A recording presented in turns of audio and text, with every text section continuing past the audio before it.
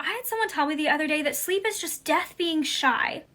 Dreams just are extremely freaking weird because nobody really knows why we do it, but there's so many theories surrounding dreams. And dreams are extremely difficult to study considering that we forget about 95% of our dreams anytime we wake up, especially within the first 10 minutes after having them. And the ones that we tend to remember more often are actually nightmares just because those have a stronger emotional charge around them. In 1952, researchers at the University of Chicago found that there's a certain amount of electrical activity that happens in the brain a certain time everyone is sleeping. When they would wake up people who were participating in the study, they would always say that they were dreaming during that part. And REM sleep almost has the exact same reactions in our brain as it does whenever we're awake. It's called paradoxical sleep. The production of actual chemicals inside the brain during this are essentially blocked. So it's kind of like if you're having a dream about fighting something or running away from something, you're paralyzed in real life. You're not actually doing that. Unless, of course, you have REM sleep behavior disorder, which is where you're acting out your dreams in real life. And while acting out your dreams can just mean sleepwalking, it can also mean jumping out of a 2-story building. You can be inside of a dream and realize that you're dreaming, which is also known as lucid dreaming, or you can be completely ready to wake up, yet your body is still not able to move yet and you're still paralyzed, so sleep paralysis. Which sleep paralysis needs a whole video in and of itself. But why can't we really seem to figure out the purpose of sleep, and what are some of the theories behind that?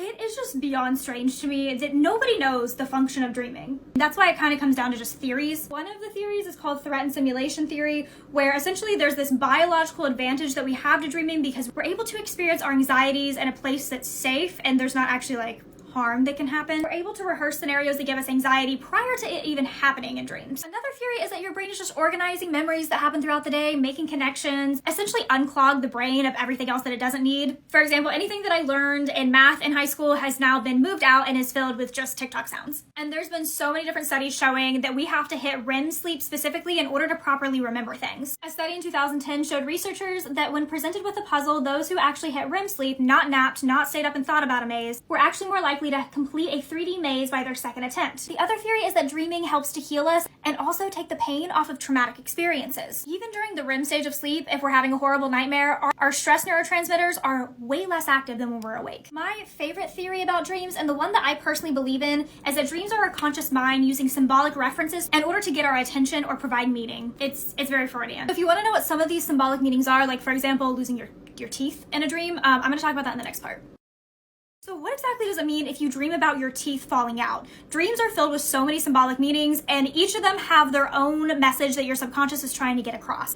So one of these common dreams is you might dream that you're lost somewhere or trapped or going through a maze. Having this dream means that you're ignoring some complications in your life that really need to have your full attention. Whether that be mental, financial, or what be it.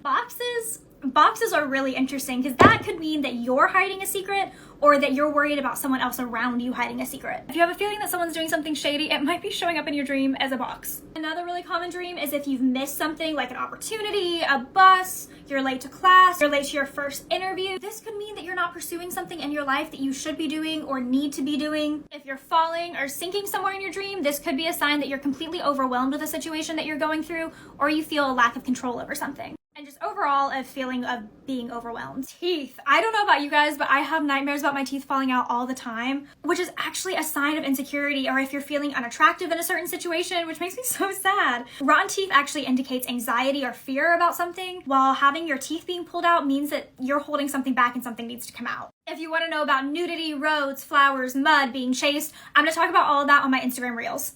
So the Cecil Hotel has become known as the deadliest and most infamous of all time. I'm honestly sitting here and I'm like, I don't even know where to start on this hotel. But if you don't already know what this hotel is, it's been the inspiration for several documentaries, a Stephen King novella, and an entire series of American Horror Story, and honestly so much more. This place ended up gaining the reputation as being the place where serial killers could let down their hair, but that's not at all what it was originally intended to be. The Cecil Hotel opened its doors between 1920 to 1927. It had a beautiful marble lobby, 15 floors, and about 700 different rooms. And this was supposed to be the place for traveling businessmen and Hollywood tourists. But within 5 years of it opening, America sank into the Great Depression. And almost overnight, the Cecil Hotel ended up becoming a boarding house for the poor, the desperate, criminals, and people who were trying to hide or run away from something. And the first death occurred in 1927, but this was about to be far from the last. The hotel soon became plagued with people completing unalivings and also many accidental deaths. But murder is just an entirely other animal. And by the 1980s, Richard Ramirez, otherwise known as the Night Stalker, would show up to the hotel. Go to the next part.